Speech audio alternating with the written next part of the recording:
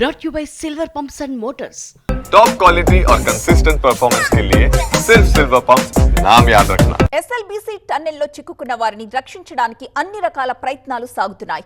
ఒకవైపేమో టన్నెల్లో rescue operation కొనసాగుతుంటే మరొక వైపు tunnel పై భాగం నుంచి తవ్వే అంశాన్ని కూడా పరిశీలిస్తున్నారు అధికారులు. దీనికి సంబంధించిన బ్రేకింగ్ న్యూస్ ఇప్పుడు చూద్దాం.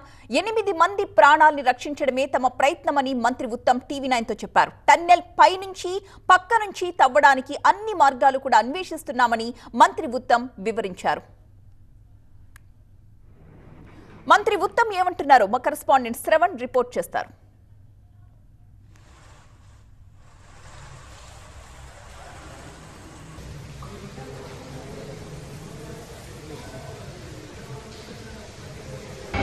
నాగర్ కర్నూల్లో ఎస్ఎల్బీసీ టన్నెల్లో జరిగిన ఘటనపై ప్రభుత్వం చాలా సీరియస్గా ఉంది. వెంటనే సహాయక చర్యలకు ముమ్మరంగా ప్రారంభించారు. నిన్న ఇన్సిడెంట్ జరిగినప్పటి నుంచి మంత్రి ఉత్తమ్ కుమార్ రెడ్డి సంఘటన స్థలానికి వెళ్లారు. అక్కడ జరుగుతున్న పరిస్థితులను సమీక్షించారు.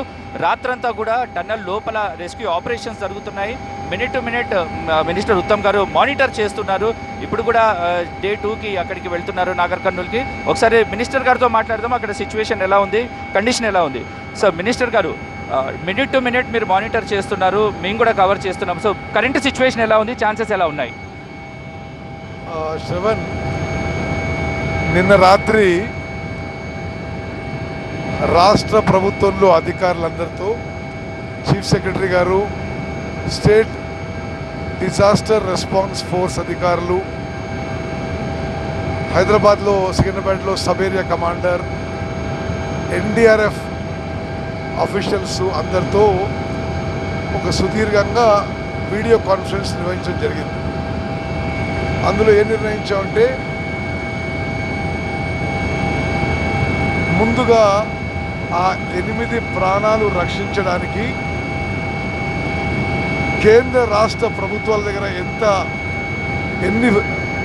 ఎన్ని రిసోర్సెస్ మనం మొబిలైజ్ చేయగలిగితే ఎన్ని విధాలుగా మనం చేసి ఆ 8 ప్రాణాలు రక్షించడానికి మ్యాక్సిమం ప్రయత్నం చేశాను డిసైడ్ చేసినాం.